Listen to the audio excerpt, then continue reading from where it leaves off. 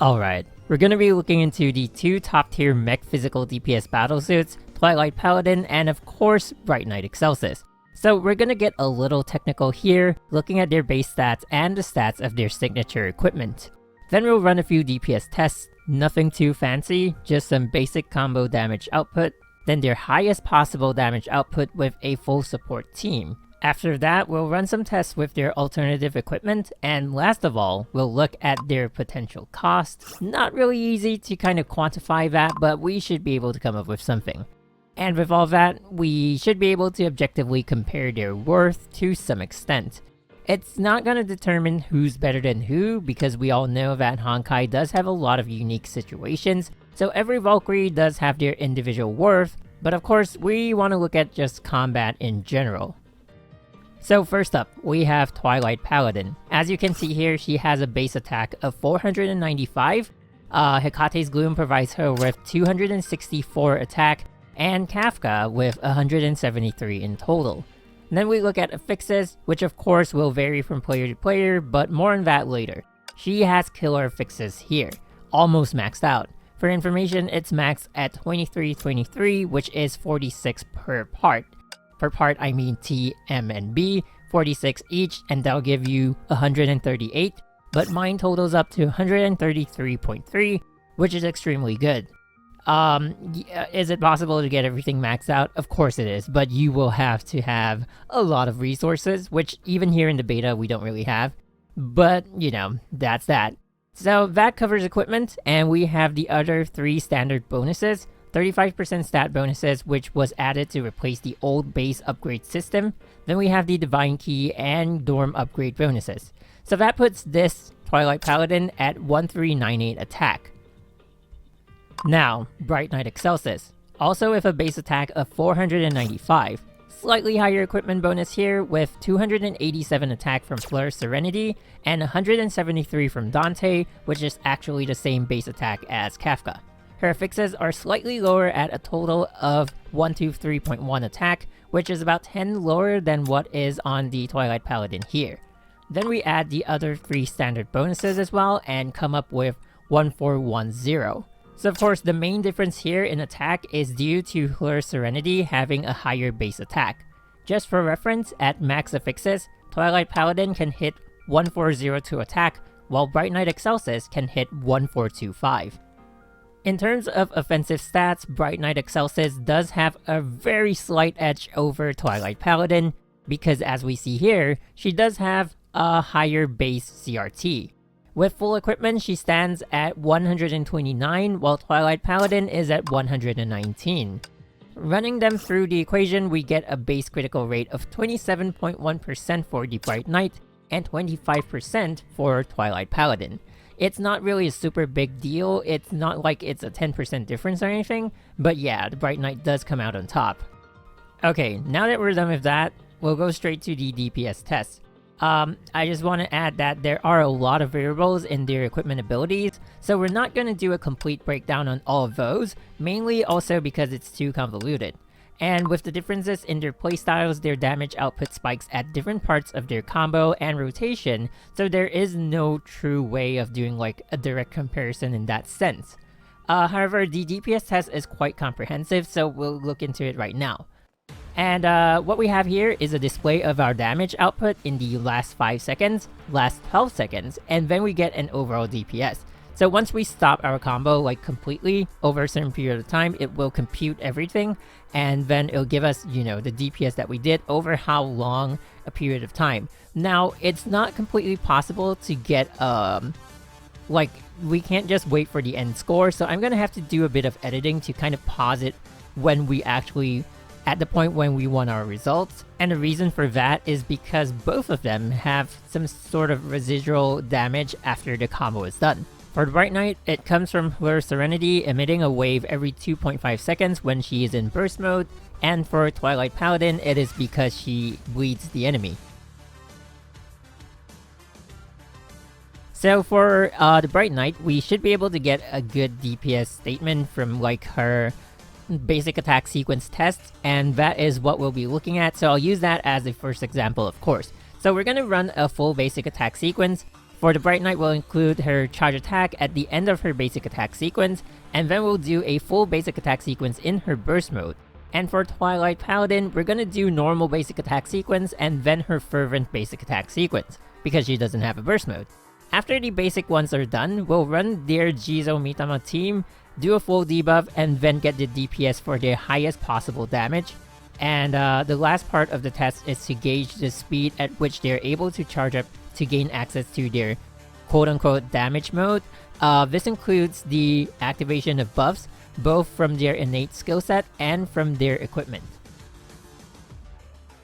So the normal basic attack sequence of Twilight Paladin, of course it causes bleed, so we're gonna have to pause the frame at where the combo ended, and it took about 3 seconds to execute the entire thing, which got her to a total of 35,400 damage, and that was 11,800 DPS. So of course when the system can actually do the computing, we're gonna go with that, but when we have to do it manually, it's basically just taking the total damage and dividing it by the amount of time that was taken to do the entire attack. So that's why the bleeding really brings it down a lot, because you're dealing like 72 per 0.5 seconds or something like that. That's insanely low, and that brings your total DPS down by that much. That is a lot, less than half, right? Anyway, we're gonna do one more for safety, because critical damage, critical rate. So we're gonna do one more, hopefully it does get a few more critical hits, and then we'll just get a baseline on her average damage. Kind of botched it, but we got it. So it's 38,000 damage in total, and it's about 12,600, maybe 700 DPS. So yeah, it hasn't factored in those 2 extra basic attacks, and it hasn't factored in the bleed as well, so thankfully we do have a good gauge. And yeah, that brings the... we're just gonna average it at about 12,300, maybe 12,500. That's kind of a safe gauge on a fully equipped, pretty high attack Twilight Paladin's normal basic attack sequence. Next up, we're moving on to the fervent state. I'm expecting it to be really high because we're equipped with Kafka, which gives you 100% critical rate. That's insane.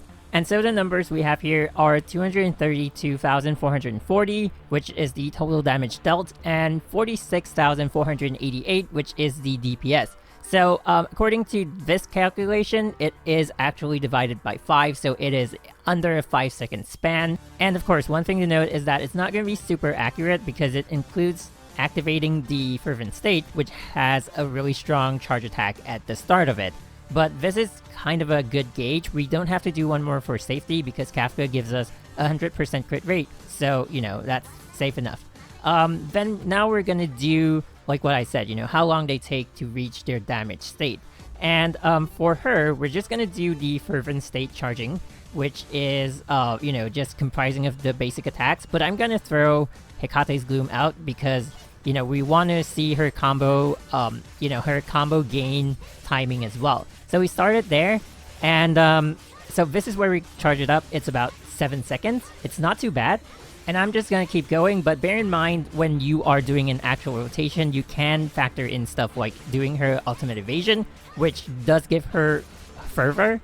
You will also be able to use her QTE, which also does give her fervor, so there's that.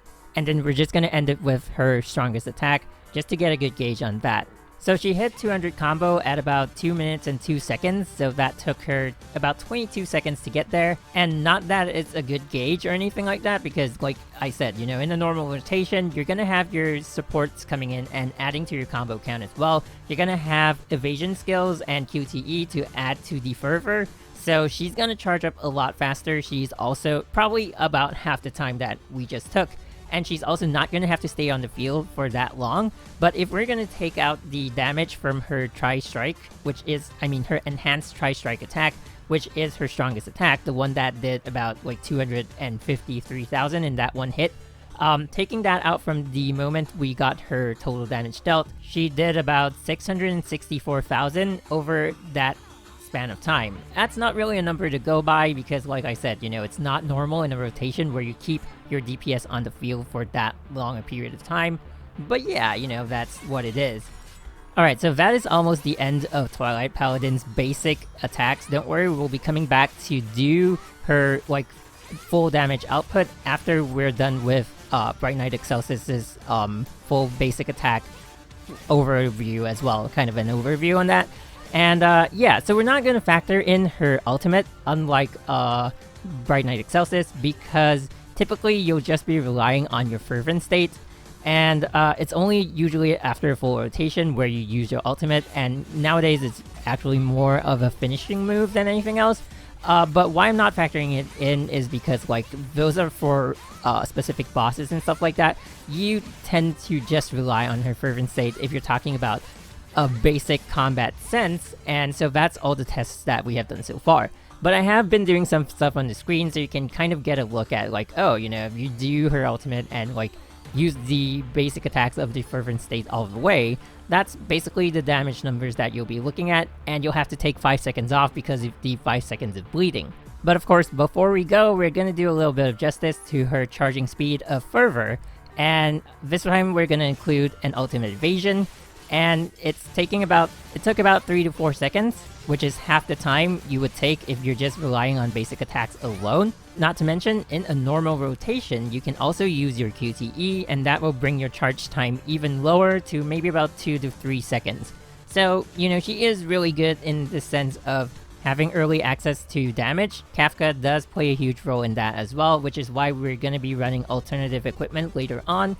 But for now, those are the stats for her basic damage output. We'll go to Bright Knight, then we'll come back and do a fully supported strike, which will give you a good idea of, like, their highest damage output.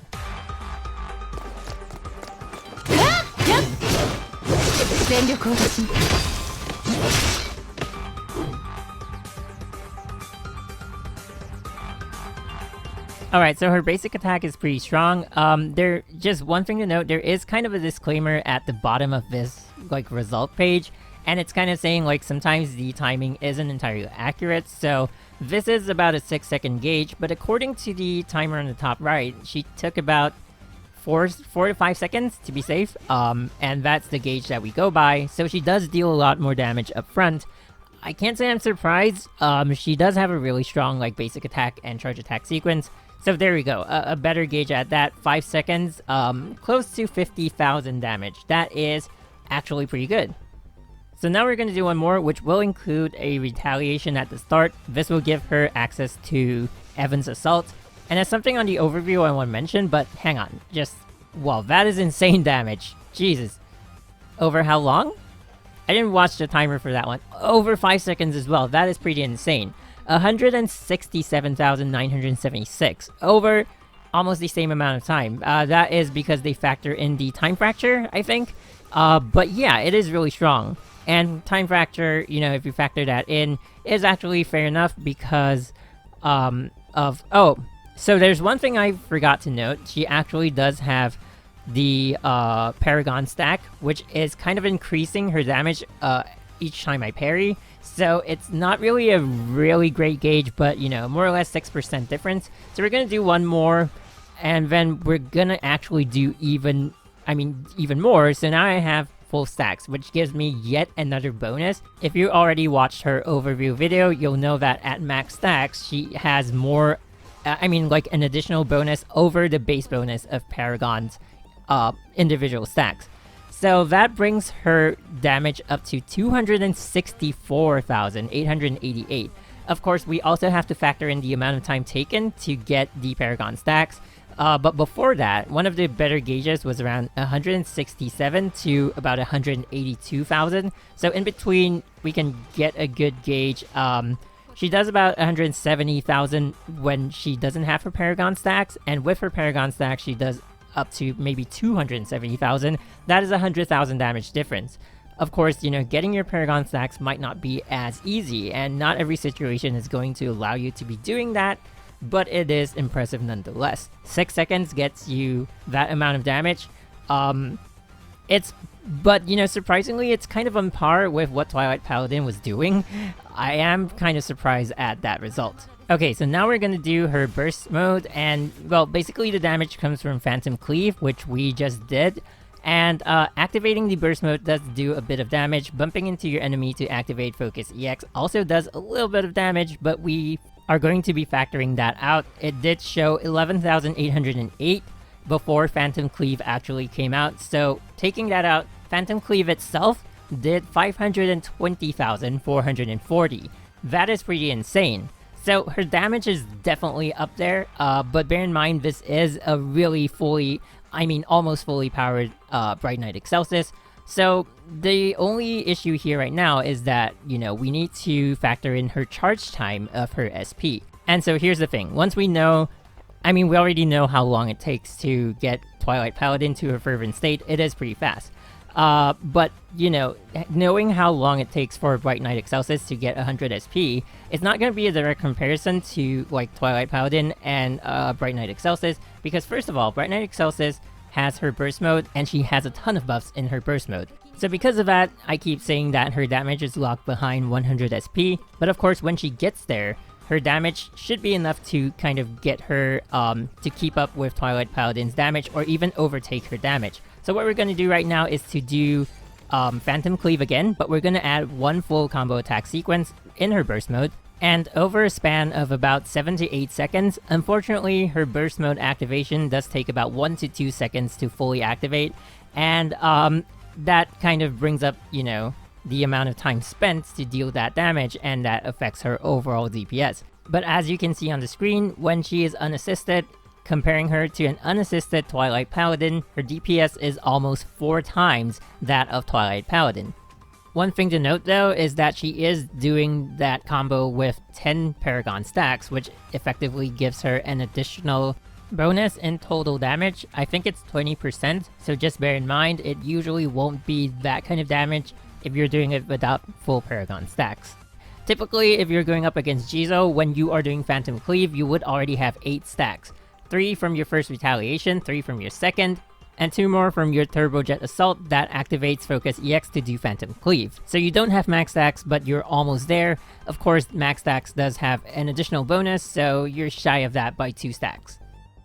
So I realized before, there is one thing I forgot to factor in, so we're going to do that before we go on to SP charging speed, and that is to include her throw attack after all this Phantom Cleave, basic attack combo, and there we go.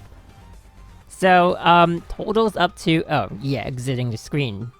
Brilliant. Okay, so in a 12-second span, we did about 1.44 million damage. So she's really powerful if you do get to that 100 SP. So just about how long does she take to get 100 SP?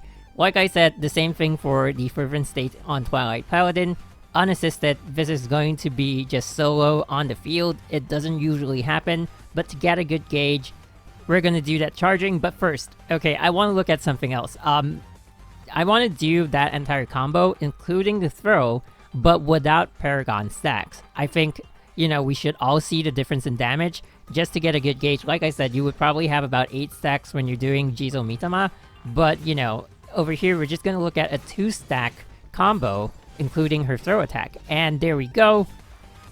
And so it's significantly lower. And one thing I noticed, without the Paragon stacks, but with the throw attack, it's about the damage done without the throw attack, but with full Paragon stacks. So there you have it. That is, she still has direct access to a 1 million damage combo that takes about 7 seconds to execute. Of course, if you're doing it in Time Fracture, it's going to save you a lot more time, but that is the base of what we're looking at.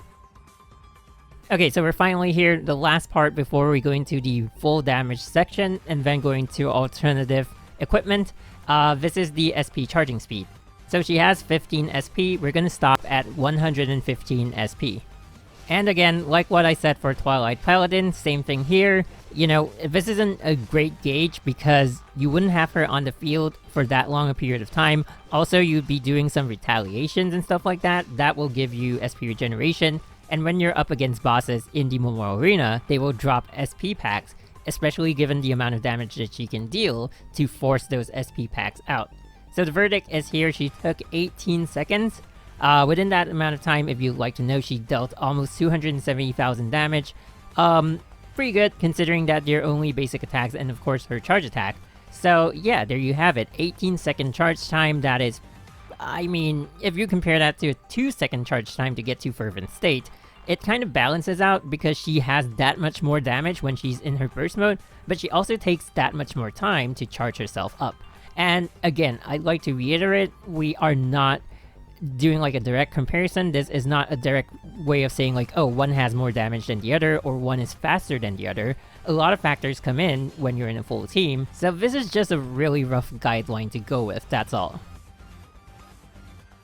Alright, so now we're back on Twilight Paladin. We're gonna do what I'm calling the peak test. It's not gonna be the damage of the entire rotation, but the part of the rotation where all the damage is compressed in. Because similar to Bright Knight, the two of them, you know, in their rotations, they do have this one part of the rotation where a lot of damage comes out.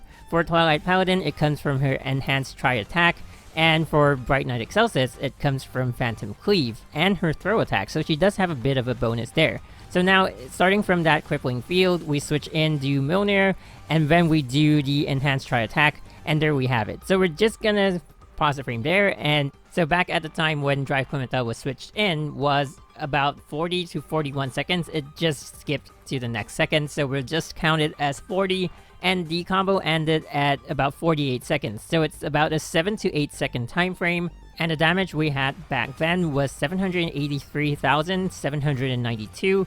Deduct that from the 2,675,648, which was the total damage after the enhanced Tri-Strike hit, and we have 1,891,856. So that is an impressive amount of damage in 7 seconds. Now we're gonna move over to Bright Knight Excelsis. Okay, thankfully she doesn't have to build up her combo, but she does have to build up her Paragon stacks because we are trying to simulate what we do against Jizo Mitama. So there we go. 2 Retaliations, 6 Paragon stacks.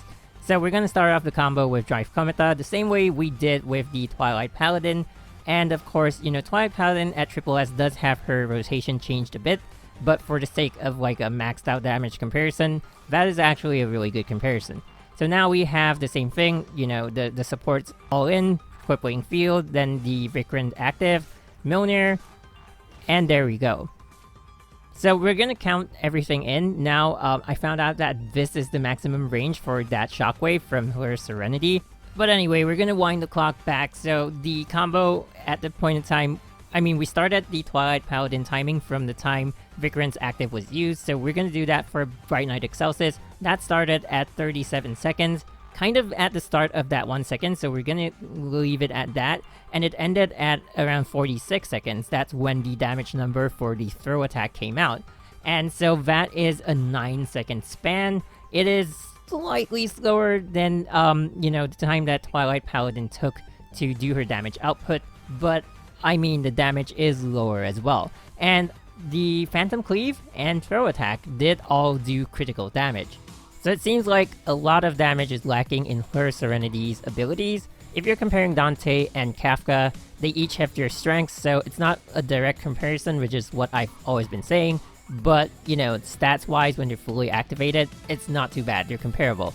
Kafka does have a slight edge because everything it does is for damage, but, you know, Dante does have an attack speed line, so I'm not gonna pick on that too much. I do consider attack speed to also kind of be under offensive options, but one of the major issues that I have with Dante is actually the impaired debuff, because when you're in a full team, do you really need that impaired debuff? Your teammates can not only impair for you, they can also apply other debuffs and buff your team at the same time. So maybe you'll go like, okay, maybe Bright Knight is built for prolonged combat instead of just being a boss killer, but then, you know, and her burst mode lasts for 23 seconds, that is a super long time. But halfway through, you're gonna lose all your other buffs and debuffs except for your impair ability, and how much is that gonna help you? If you do a rotation again, you switch everyone out to apply everything and then you come back in not in your burst mode, you would probably out damage yourself in the burst mode, and that makes it a really big issue. Why do you have a burst mode that lasts that long? Why do you have to reapply everything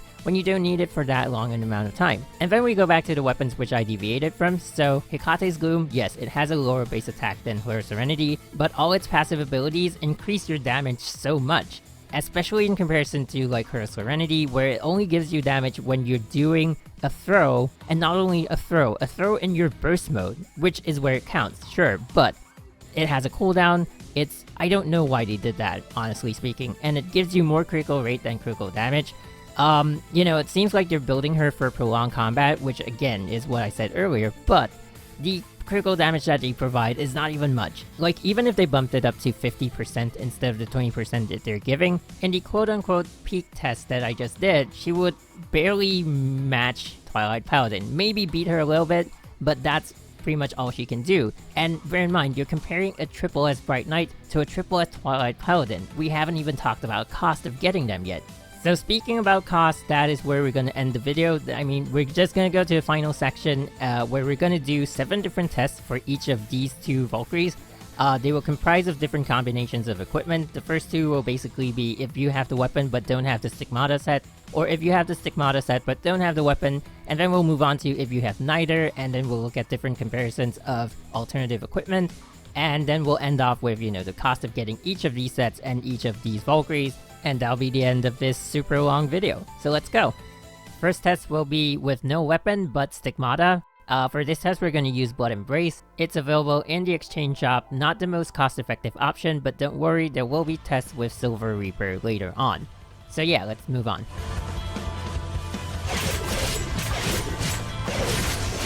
Okay, so because of the bleeding, I will be pausing the frame, but all you have to do is take the number at the bottom and divide it by the number on top, and that'll give you your time spent. So this one is 5 seconds.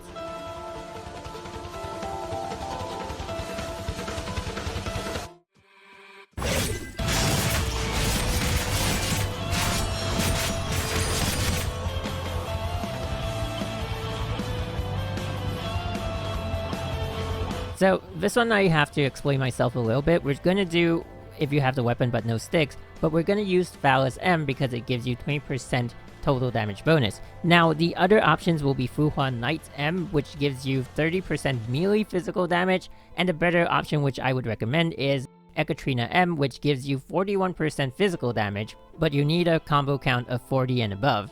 So of course, having to build up a combo count is going to be really hard to get a good gauge on the DPS, so we're going to go with this option, but bear in mind you can actually go higher by a little bit if you do, you know, Ekaterina with the other 2 T and B parts.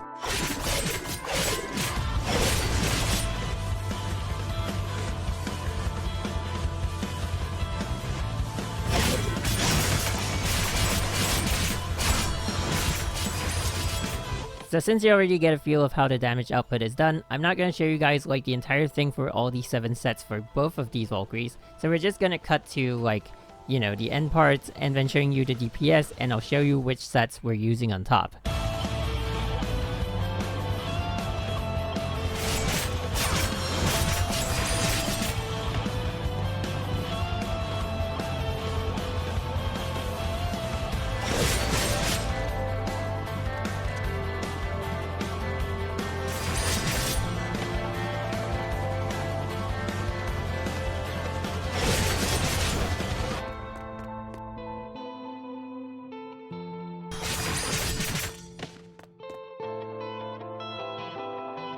So now we're at Silver Reaper. It is the most cost-effective weapon. It is pretty strong. I do have it maxed out on my Chinese account, you know, because of a lack of options. And so for that, we bring Drive Kometa, and she doesn't have to be equipped with Vikrant because all you need is the weaken effect from her. If you don't have Drive Kometa, you can just deploy the cross, it'll weaken enemies for you. Otherwise, you could also bring Wolfston if you have her.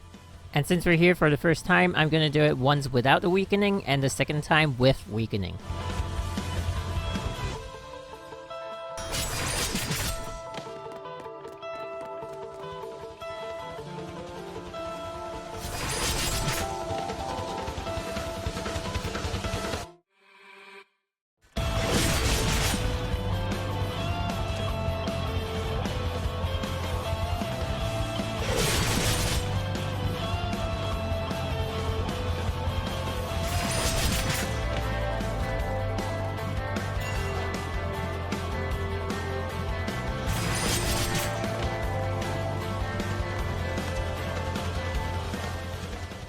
Okay, so moving on to Bright Knight Excelsis, we'll do the same thing as before, her full combo attack sequence followed by her charge attack, and that'll give us her base DPS. Then we'll enter her burst mode, do her phantom cleave, do her throw attack, and 1 basic attack sequence, and that's it. I mean, like, the entire basic attack sequence, right? Which is 5 sequences, and that will give us a gauge on her burst mode damage.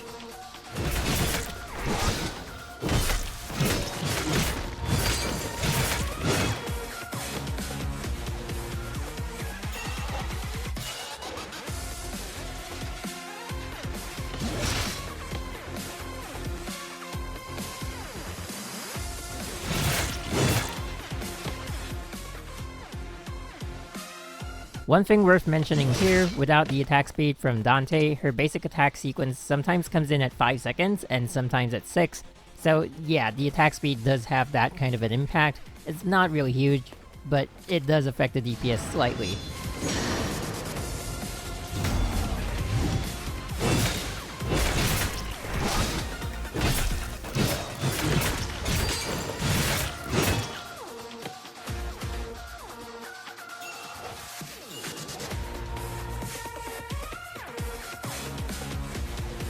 So here we have Dirac, and proccing it is really easy for Durandal because if she uses a retaliation, it uses up her evasion skill, and that procs Dirac.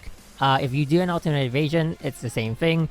And if you're in burst mode and you use the Turbojet Assault to activate Focus EX, it also procs Dirac B, so you can proc the entire set. Switching in procs T, entering your burst mode procs M, and then using the Turbojet Assault procs B, as you will see right now.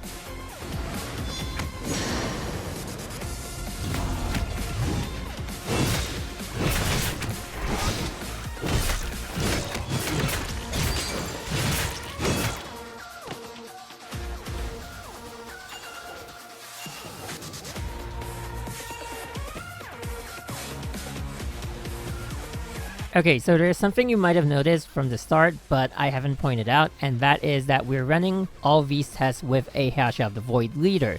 And the reason I'm doing that is, one, because of the peak test where we simulate the Jizo Mitama rotation. So that is done with a Hash of the Void leader, and with that increased critical damage and all these support equipment, it will be a really big gap from, you know, just doing combos normally. And I don't want to oversell the use of support equipment. No doubt they are powerful, but, you know, that is done with that setup, so we're going to standardize everything and do that setup as well. The second reason is also something like that, is because of the critical rate that the Hash of the Void's leader skill gives, that we want that critical rate to kind of standardize the amount of crits that we get throughout the normal combos that we have.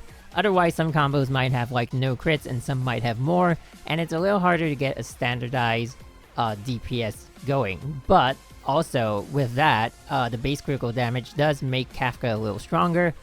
Although, looking at the numbers, it's kind of okay. So yeah, just bear that in mind.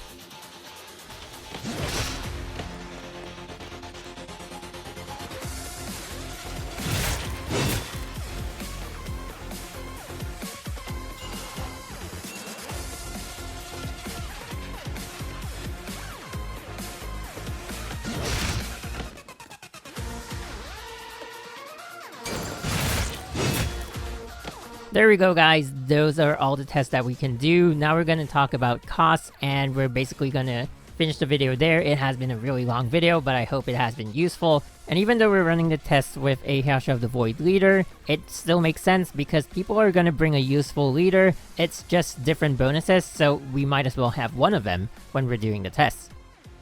Alright, so I decided to split the cost section to another video because this section alone has taken like, what, 33.5 minutes. That is freaking insane. But yeah, there is still a good 12 to 15 minutes in terms of costs. I am breaking down everything from like how long it will take you to farm for Twilight Paladin, or, you know, even crystals for Bright Knight Excelsis, or just in general how long it takes to get each of them and each of them fully equipped. So look out for the links in the description or maybe at the end of the video, and thank you guys for watching this super long video. This has been MG. I'll see you guys soon. Bye-bye.